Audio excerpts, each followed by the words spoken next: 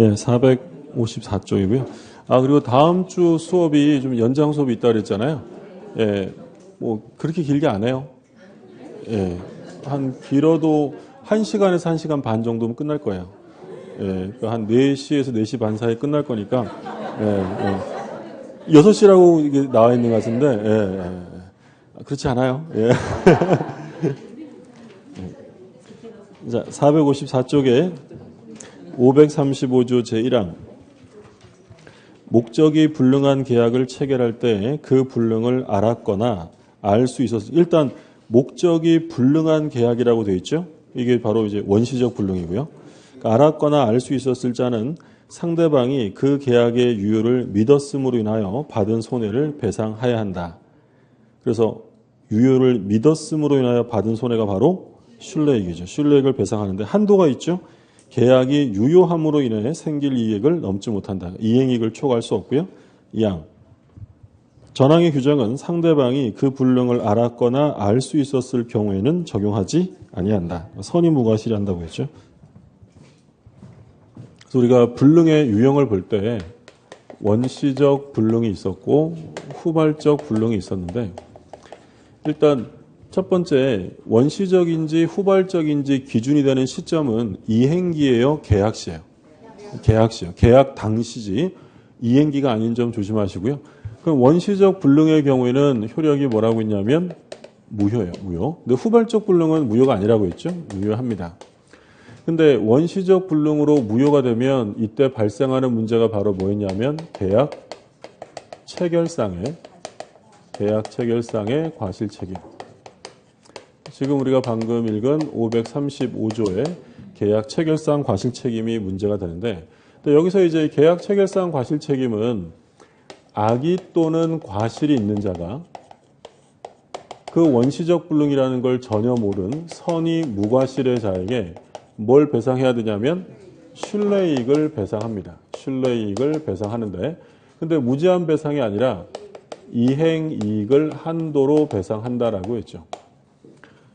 그러니까 뭐 간단하게 보면 이런 거였어요. 갑이라는 사람이 건물을 하나 소유하고 있는데 이 건물에 대해서 을과 매매 계약이 성립이 됩니다. 그래서 이제 이 을이라는 사람은 이 매매 계약이 유효한 것으로 믿었다. 근데 문제는 뭐냐면 계약이 체결되기 전날 그 지역에 산불이 나서 이게 화재로 이미 소실되어 있었다는 거죠. 그럼 계약 체결 당시에 이미 불능이니까 이건 원시적 불능이고 그러면 이 계약의 효력은 어떻게 되겠어요? 무효죠. 그럼 원래 계약이 무효가 돼버리면 주고받은 거 부당이득 반환하고 끝나는 게 원칙이에요. 근데 이런 경우에 특별히 이제 어떤 걸 규정했냐면 근데 을은 이게 원시적 불능이라는 걸 전혀 몰랐다는 거예요. 선의 그리고 무과실이고요. 근데 이 판 사람은 원시적 불능인 걸 알았거나 알 수 있었는데도 그 부동산을 팔았다는 거죠. 그러면 을은 계약이 유효라고 믿고 쓴 돈이 있는데 그걸 뭐라고 불렀냐면 신뢰. 그러니까 얘가 뭐 왔다 갔다 하면서 여비도 쓰고요. 은행에 대출 받아서 이자도 나가고 이런 돈을 썼다는 거죠.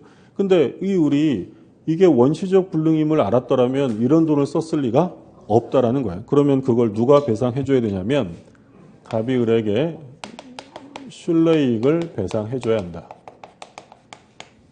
그러니까 이게 바로 계약이 유효라고 믿었음으로 인하여 들어간 돈이죠. 그러면 신뢰이익을 배상받으려면 선의면 되어 무과실까지 갖추라는 거예요.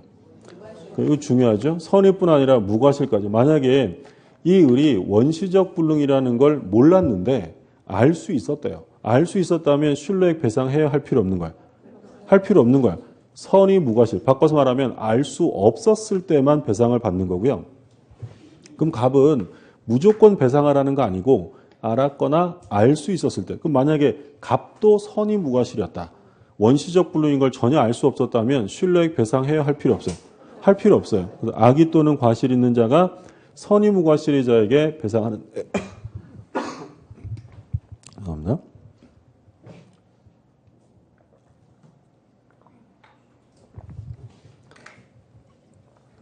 신뢰이익을 배상하는데 한도가 뭐였어요? 한도가 이행이익이죠. 이행이익을 한도로 배상을 해야 한다. 그러니까 이행이익이라는 것은 계약이 이행되었더라면 얻을 이익. 예를 들어서 얘네 둘이 1억 원의 매매 계약을 했는데 현재 시세가 좀 올라서 1억 2천만 원 한대요. 그럼 얘는 2천만 원 벌 수 있었잖아요. 그럼 그게 무슨 이익이에요? 이행이익이죠. 그래서 신뢰이익을 배상하는데 한도는 이행이익을 초과할 수 없다. 근데 이제 문제는 이런 거죠. 신뢰이익이 얼마였냐면 1억, 이행이익이 5천만 원 이렇게 들어갔다는 거예요. 그러니까 통상적으로 계약을 한다면 신뢰이익과 이행이익 중에 어느 게 더 큰 게 일반적이에요? 당연히 이게 더 크죠. 보통 이 신뢰이익은 요 이행이익을 얻기 위해 쓴 돈을 말하잖아요. 근데 이 사람은 경제적 가치 판단을 잘못해서 신뢰이익으로 1억을 썼는데 5천만 원밖에 못 버는 거죠. 그럼 이 경우에 갑은을에게 얼마만 배상해 주면 돼요? 당연히 이만큼만 배상해 주면 되죠. 애초에 얘가 원했던 대로 이행되면 벌 액수가 있는데 이 사람이 투자를 잘못했다고 그 돈까지 물어줄 필요는 없다라는 거예요. 그래서 악의 또는 과실이 있는 자가 선의무과실의 자에게 신뢰액을 배상하고 한도는 이행이익이다. 근데 이 원시적 불능과 관련해서 이 계약 체결상 과실 책임이 문제가 되는 건요. 일부 불능 시에도 문제가 돼요. 전부 불능이에요. 전부 불능. 일부 불능에는 이거 적용 안 한다고 했죠. 전부 불능이고 만약에 전부가 아니라 일부만 불능이다. 그러면 이 535조는 적용될 수 없고요. 그러면 일부가 불능이면 그 일부가 무효니까 그 부분에 대한 부당이득 반환을 청구할 수 있어요? 없어요? 할 수 없다라고 했어요. 이거 일반 부당이득 적용 안 되고요. 그러니까 이것을 대비해서 특별 규정이 있다고 했어요. 어디에 있었어요? 특별 규정이. 담보 책임. 그래서 수량 부족 일부 멸실의 담보 책임 규정이 있잖아요. 그게 우선 적용되는 거죠. 자, 교재 한번 볼게요. 455쪽. 원시적 불능인데 판례박스가 있어요. 판례박스를 보면 부동산 매매 계약에 있어서 실제 면적이 계약 면적에 미달하는 경우에 그러니까 이건 지금 전부예요. 일부가 불능해요. 일부가. 그 매매가 수량 지정 매매에 해당할 때 하나요. 민법 574조 72조에 의한 대금 감액 청구권을 행사하면 변론으로 하고. 그러니까 이게 74조 72조가 바로 담보 책임. 그러니까 담보 책임을 적용하는 건 변론으로 하고 그 매매 계약이 미달 부분만큼 일부 무효임을 들어 이와 별도로 일반 부당이득 반환 청구를 하거나 그 부분 원시적 불능을 이유로 민법 535조가 규정하는 계약 체결상 과실에 따른 책임의 이행을 구할 수 없다. 그래서 일부가 불능이다라고 하면 다른 말 나오면 안 되고요. 뭐만 된다고요? 담보 책임. 그러면 이 계약 체결상 과실 책임은 원시적 불능 이외에 다른 곳에 확대 적용될 수 있느냐라고 물으면 확대 적용돼야 안 돼? 안 된다고 해서 오로지 원시적 불능에만 적용이 된다. 그래서 우리가 본 게 계약 교섭 단계에서 일방의 부당 파기 사건이 있죠. 그러니까 계약이 성립된 건 아니고 계약이 성립될 것이라는 상당한 신뢰가 부여된 다음에 일방이 부당하게 깨버렸다는 거예요. 그러니까 우리가 지난 과정에서 이런 거 봤잖아요. 갑이 대학교고요. 을이 이 교직원 임용시험에 최종 합격을 했어요. 그러면 을은 내가 이제 이 대학교에 교직원으로 일하겠구나라는 상당한 신뢰가 부여가 됐는데 아직 계약은 안 했어요.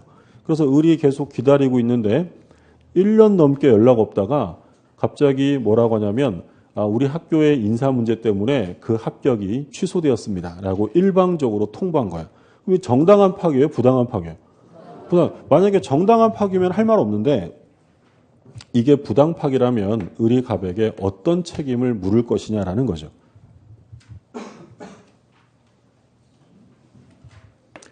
(535조) 계약 체결상 과실 책임을 확대 적용할 수 있느냐? 확대 적용돼야 안 돼?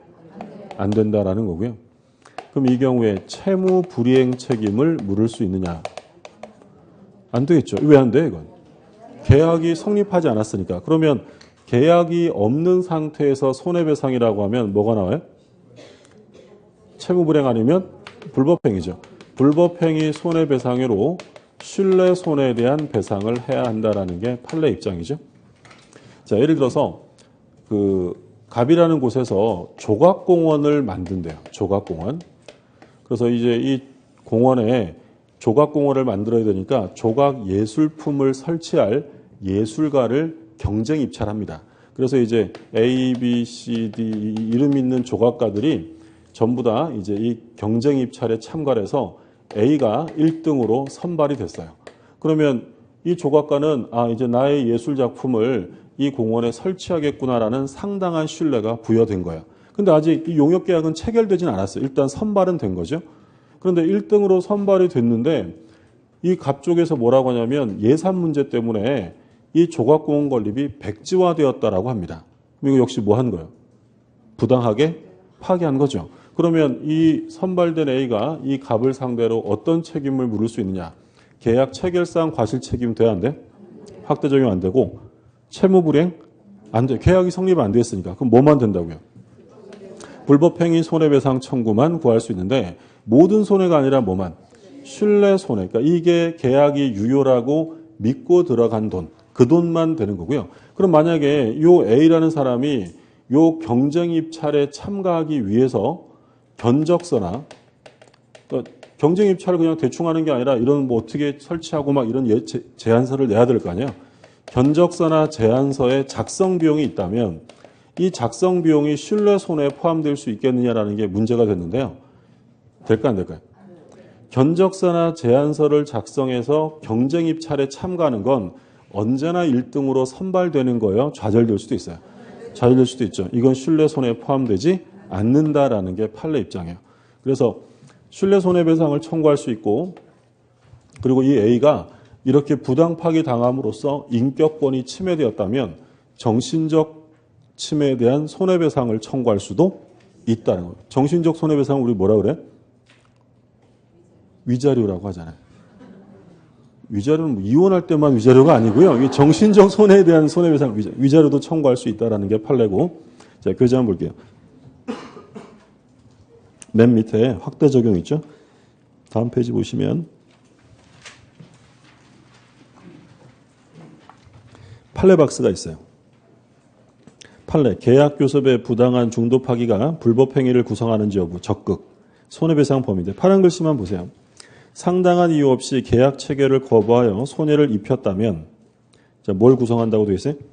불법 행위를 구성한다. 2번. 손해액은 파란 글씨 보면 신뢰 손해에 한정된 화살표 보세요. 다만 아직 계약 체결에 관한 확고한 신뢰가 부여되기 이전 상태에서 계약 교섭의 당사자가 계약 체결이 좌절되더라도 어쩔 수 없다고 생각하고 지출한 비용, 예컨대 경쟁 입찰에 참가하기 위해 지출한 제안서, 견적서 작성 비용은 신뢰 손해에 포함되지 않는다라는 게 판례. 그럼 이 경우에 이 갑이 일방적으로 부당 파기했을 때 A가 이행한 게 있다면 원칙적으로 이행에 들어간 비용을 청구할 수 있을까 없을까요? 할 수 없는 거죠. 상식적으로 계약이 체결됐어요, 안 됐어요? 아니, 계약이 성립되지도 않았는데 혼자 막 필 받아가지고 예술작품 막 설치하는 건 매우 이례적인 경우예요. 계약이 성립돼야 할 거 아니에요. 그럼 원래 이행에 들어간 비용까지 청구할 수는 없다는 거예요. 근데 우리 판례가 뭐라고 했냐면 이행에 왜 들어갔냐면 이쪽에서 요구한 경우도 있을 수 있죠. 계약 곧 할 테니까 먼저 시작하세요 라고 했다면 이행 비용까지 받을 수 있지만 그렇지 않는 한 이행에 들어간 비용은 받을 수 없다라는 게 판례고요. 그래서 원시적 불능하면 우리가 세 가지를 보는 거예요. 가장 기본이 계약 체결상 과실책임, 일부 불능의 문제, 부당 파기 사건. 자, 여기서 신뢰액이 2번 나오잖아요. 늘 말씀드린 것처럼 우리 시험 범위 내에서 손해배상의 범위를 물어볼 때 신뢰액은 여기서 끝이에요.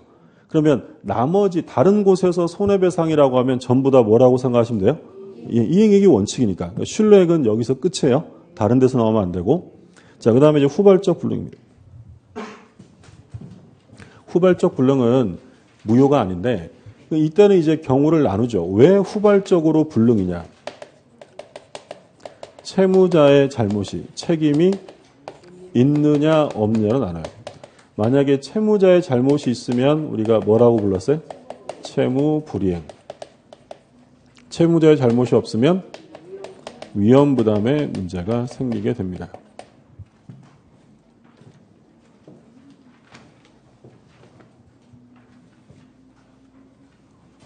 그러면 채무 불이행이 발생이 되면 계약을 해지할 수 있죠. 법정 해제, 일방적으로 계약을 해지하고요.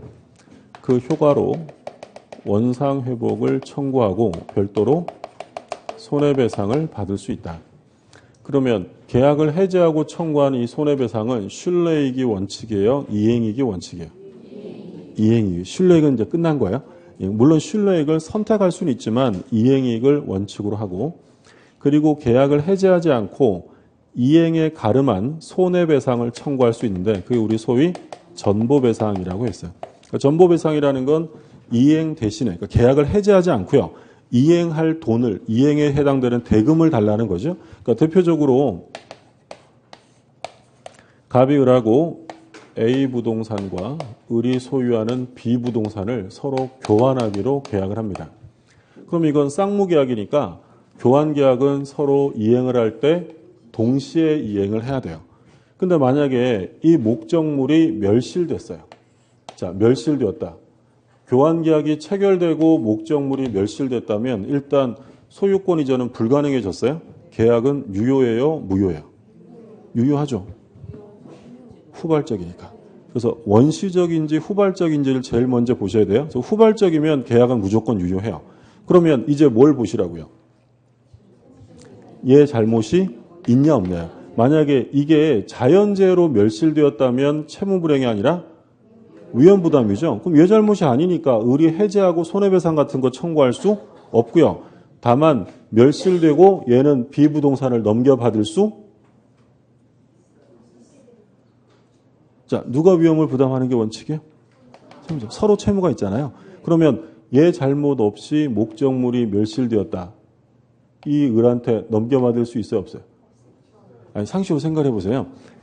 을인데 교환계약을 했어요. 근데 갑이 며칠 있다 전화하더니 야, 너한테 주기로 한 건물 다 탔어. 못 주니까 너는 네 건물만 줘. 이러면 주겠어요? 당연히 안 줘. 얘가 위험을 부담하는 거예요. 내 건물은 불타버리고 다른 건물은 못 받는 거예요. 이게 위험 부담이고, 근데 만약에 갑의 잘못으로 멸실되거나 갑이 딴 데다가 팔아먹었다는 거야. 그럼 이건 뭐가 돼요? 얘 잘못이 채무불이행이죠. 그럼 을은 어떻게 할 수 있다고요? 계약을 해지하면 돼요. 근데 해지하지 않고 이행에 가름한 손해배상, A 부동산의 시가를 달라라고 할 수도 있어요. 예를 들어 이 시가가 3억 원이다. 그럼 이때 시가는 계약 체결 시의 시가겠어요? 불능 시의 시가예요? 그러니까 이행이 불능이 되면요. 손해배상은 언제나 언제를 기준으로 하면 불능 시의 시가예요. 그러니까 계약을 체결할 때는 한 2억 5천만 원 했는데 얘가 3억 원에 팔아먹었을 수 있잖아요. 그때 시가가 올라서. 그럼 얼마를 받는 게 정상이에요? 3억 받아야죠. 불능 시의 시가를 받고. 그러면 을은 B부동산 줘야 안 줘요? 줘야죠. 왜냐하면 3억 원은 뭐 대신에 받는 거예요? A 대신에 받는 거니까 당연히 반대급부 B도 이행을 해야죠. 그럼 둘은 동시행 관계가 소멸합니까? 여전히 동시행입니까? 동시행 관계. 시험에 여러 차례 출제가 됐었죠. 쌍무계약에서 일방의 채무가 불능이 되어 손해배상 책임으로 변화되면 동시행 관계는 소멸한다. OX에 틀려요. 여전히 존재하죠. 자, 확인하고 갈게요.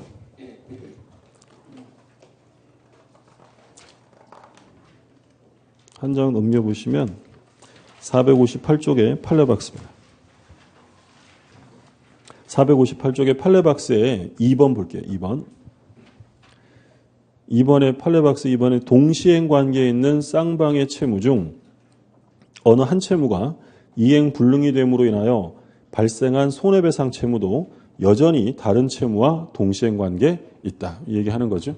중요한 판례니까 다시 한번 보시고. 그러니까 원래 쌍무계약이었으면 동시행 관계잖아요.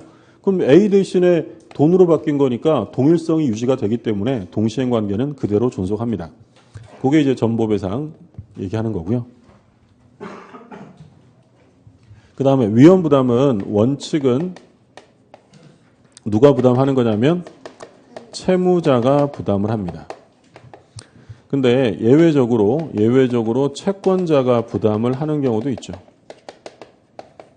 그럼 채권자가 부담을 하는 경우는 둘 중에 하나였어요. 수령 지체 중이거나 또는 채권자의 책임, 귀책 사유가 있으면 그때는 채권자가 부담한다. 그럼 채무자가 부담한다는 건 채무자는 이행을 청구할 수 없다는 거고요. 채권자가 부담한다는 건 채무자가 이행을 청구할 수 있게 된다라고 했죠. 자, 이 그림을 보면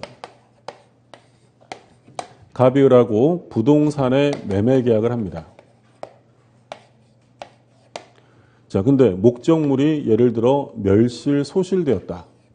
자, 그러면 제일 먼저 보셔야 되는 점은 뭐라 그랬어요? 이게 이제 계약법 총론에서 가장 기본적인 사례 문제인데 매매 계약을 했는데 매매 목적물이 멸실됐대요. 그럼 뭐 제일 먼저 뭘 보셔야 돼요? 언제 그래? 그게 제일 첫 번째예요.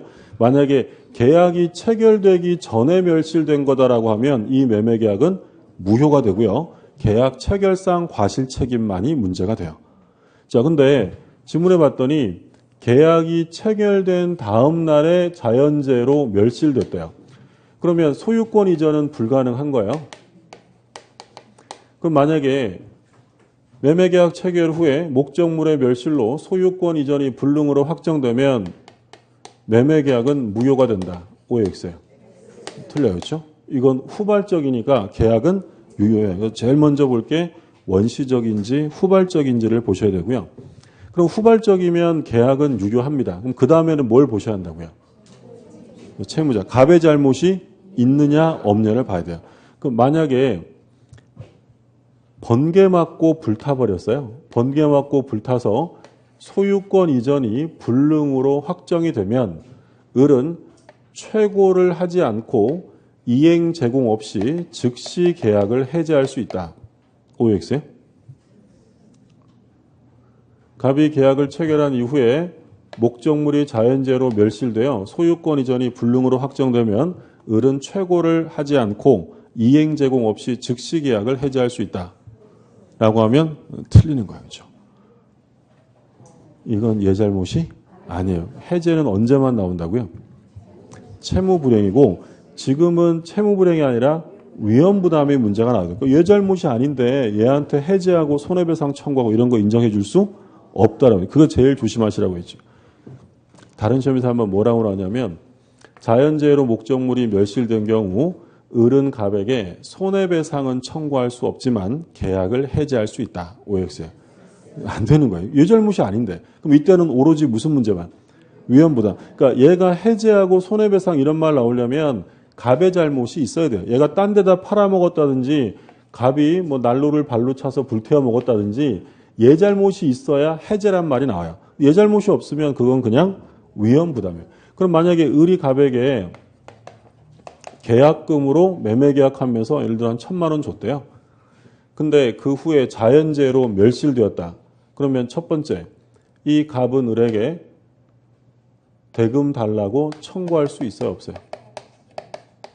대금 청구할 수 없죠. 누가 위험 부담해야 한다고요? 갑이.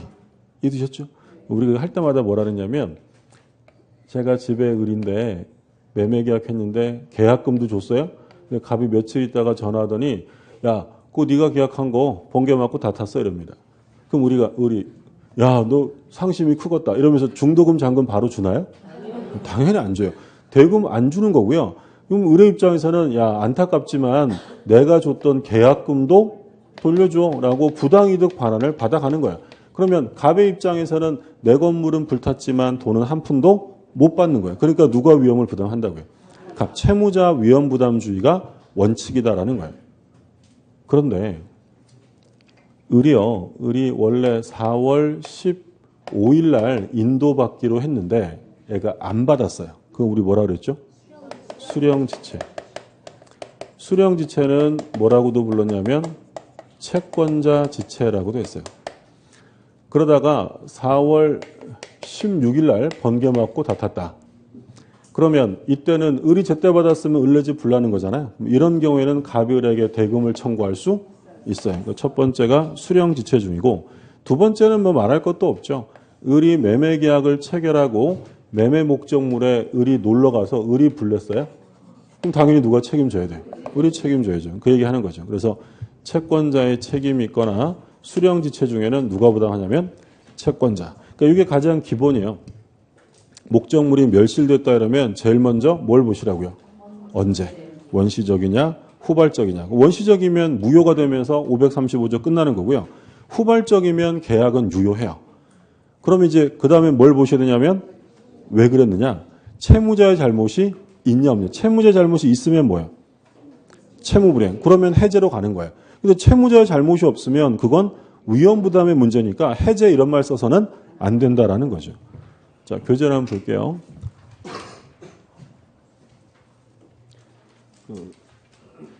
464쪽에 동시행은 다음 시간에 보고요. 위험부담 464쪽에 밑에 원칙 채무자주의라고 되어 있죠. 537조. 쌍무계약의 당사자 일방의 채무가 당사자 쌍방의 책임 없는 사유로 이행할 수 없게 된 때는 채무자는 상대방의 이행을 청구하지 못한다. 그러면 채무자가 위험부담한다는 이 규정은 강행 규정이에요? 임의 규정이에요?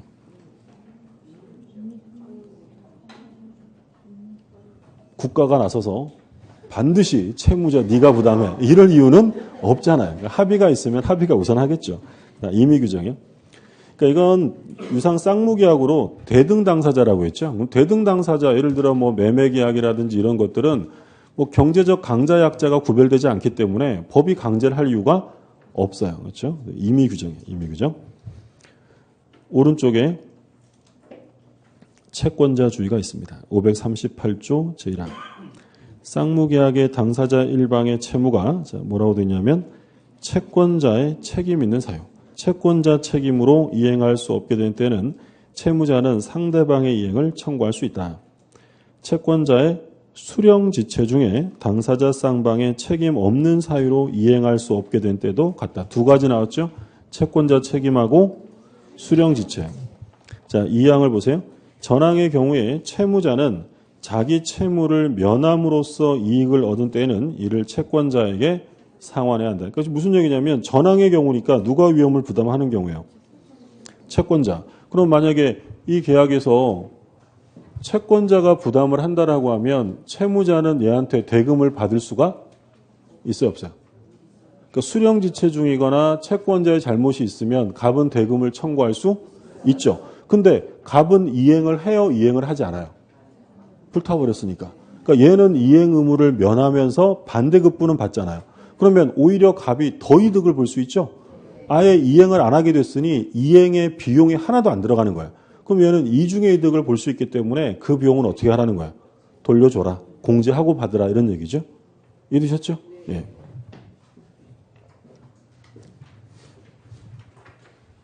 갑이 사장님이고요. 을이 이제 그 직장에서 일하는 노동자인데, 근데 이 사장이 을을 부당해고합니다. 부당해고. 그래서 이 을이 1년 동안 이게 왜 나를 자른 거야 이렇게 다툼을 하다가 결국 법원이 부당해고임을 확정합니다. 그럼 얘가 1년간 부당해고 기간 동안 일을 못했잖아요. 그러면 그 기간 동안에 임금을 달라고 할 수 있느냐? 임금을 청구할 수 있다라고 했죠. 이게 아까 선생님 판례하면서 봤던 거잖아요. 왜 할 수 있느냐? 무슨 법리에 따르는 거야? 우리 지금 위험부담 공부하잖아요. 그러니까 지금 사장이랑 노동자가 있으면 누가 채권자죠? 사장이겠죠. 그죠? 그러니까 우리가 기초 강의할 때 아주 오래전에 기초 강의할 때 얘가 매도인이고요. 얘가 매수인이에요. 이 매매 계약은 쌍무 계약이에요. 그러면 두 사람 모두 채권 채무를 다 갖죠. 그러니까 이 매도인은 어떤 채권이 있어요? 대금 채권이 있고 그리고 목적물의 인도 채무가 있어요. 을도 바뀌어서 얘는 대금 채무가 있고요. 목적물의 인도 채권이 있죠. 인도받을 채권이 있다. 그러니까 쌍무계약이니까 둘 다 채권 채무를 다 갖는 거야. 근데 우리가 여기서 채무자라고 얘기를 할 때 매도인을 말해요? 매수인을 말해요? 매도인을 말해요. 얘는 대금 채권자이기도 한데 왜 얘를 채무자라고 부르냐면 우리가 지금 불능을 공부하잖아요. 그럼 뭐가 불능이에요? 인도 의무가 불능이지 대금 지급이 불능이라는 얘기가 아니잖아요. 그럼 지금 우리의 포커스는 이 목적물의 불능에 맞춰져 있기 때문에 인도와 관련하는 채무자를 보는 거야. 그럼 인도 채무자라고 하면 매도인이에요? 매수인이에요? 매도인이죠. 그래서 특별한 말 없이 이행불능과 관련되는 위험부담에서 채무자라고 하면 누가 채무자라고요? 매도인. 매수인은 채권자인 거예요. 이해되셨어요? 고용계약이에요. 자, 고용계약은 역시 쌍무계약이고 유상계약이에요. 그러면 둘 다 채권 채무가 다 있겠죠? 사장은 어떤 채권이 있겠어요? 노무 제공을 받아야죠. 노무 제공. 노동을 제공받을 채권이 있고요. 그리고 어떤 채무가 있겠죠? 임금 채무가 있어요. 그러면 노동자는 노무 제공 채무가 있고요. 채무가 있고 임금 채권이 있는 거예요. 여기까지 되셨죠? 자, 근데 불능이 됐어요. 뭐가 불능이 됐죠? 임금 제공이 불능이에요? 노무 제공이 불능이에요? 노무 제공. 뭐 당하는 바람에? 부당해고. 그러면 채무자가 누구겠어요? 사장이에요? 노동자예요? 자, 여기서 지금 매도인은 대금 채권자이며 인도 채무자라고 했어요. 근데 목적물이 불능이 됐어요. 그러면 여기서 불능이 된 건 뭐가 불능이라고요? 인도. 그러면 인도 의무자가 채무자예요. 우린 지금 여기서 불능을 기준으로 보잖아요. 그러면 인도 의무자는 누구겠어요? 매도인이에요? 매수인이에요? 매도인. 그러니까 매도인이 채무자예요? 자, 다시 돌아가서 볼게요. 여기서 불능이 된 건 뭐가 불능이에요? 노무 제공. 그럼 노무 제공 의무자가 사장이에요? 노동자예요? 노동자죠. 그러니까 얘가 채무자인 거예요. 채무자. 얘는 뭐가 되는 거고? 채권자. 그럼 얘가 불능, 일을 못한 것이 된 원인은 누구한테 있죠? 사장, 채권자에게. 그러면 여기서 불능인데 채권자의 책임이 있으면 누가 부담한다고요? 채권자가 부담한다. 따라서 반대급부인 임금을 청구할 수 있다라는 거예요. 이해되셨죠? 예. 그러니까 요거는 고용계약 자체는 시험 범위가 아니니까 이걸 채권 채무자라고 세부적으로 묻지 않지만 요건 기본적으로 이해해 두셔야 돼요. 그러니까 매매계약은 두 사람 다 채권자임과 동시에 채무자인데 여기서 매도인을 채무자라 부르는 이유는 우리가 보는 건 임금을 보는 거예요? 인도를 보는 거예요? 인도를 기준으로 하기 때문에 매도인을 채무자라 부른 거예요. 자, 근데 이 의뢰하는 사람이 부당해고 기간 동안에 병이라는 사람의 회사에 가서 얘한테 일하고 얘한테 임금을 받아왔어요. 그러면 얘가 얘한테 의무를 이행했다. 즉 노무 제공을 했더라면 요 임금을 받을 수가 없었겠죠. 그럼 요 임금은 바로 뭐냐면 을이 갑에 대한 채무를 면함으로써 얻은 이익이다라는 거예요. 그럼 이익은 어떻게 하라고요? 이를 상환해라. 이게 538조의 2항의 규정이죠. 그러니까 채무자가 채무를 면함으로써 얻은 이익은 이걸 상환해라. 그러면 요 중간 수입은 얘한테 임금 받을 때 어떻게 하라고 했어요? 공제하고. 기억나시죠? 다른 건 기억 안 나도 우리 그런 얘기 했잖아요. 회사에서 부당해고 당하면 어떻게 한다 그랬어요? 놀아야 한다. 그건 떨어지게. 딴 데 가서 일해봐야 이거 다 중간 수입 공제된다는 거예요. 그렇죠? 교재 한번 볼게요. 오른쪽에 한 장 넘겨보시면 466쪽에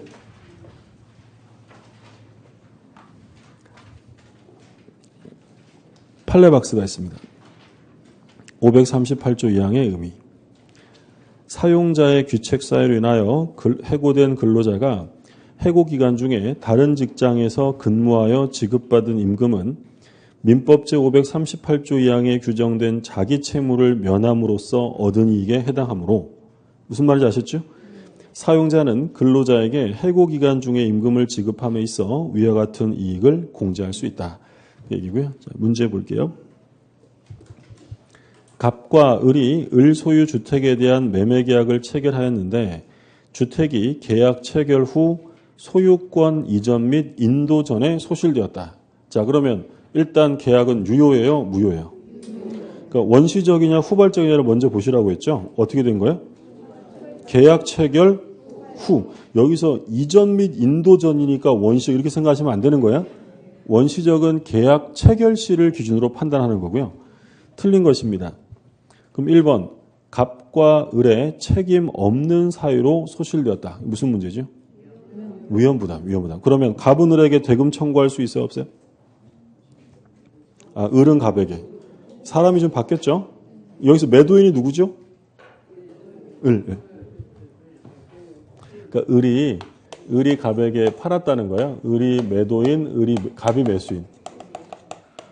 사람이 바뀐 거예요. 당황하지 마시고 다시 볼게요. 그러면 갑과 을의 책임 없는 사유로 소실된 경우 을은 갑에게 대금 지급 청구할 수 없다. OX에? 맞죠? 누가 위험 부담하는 거니까? 매도인, 채무자가 부담하는 거죠.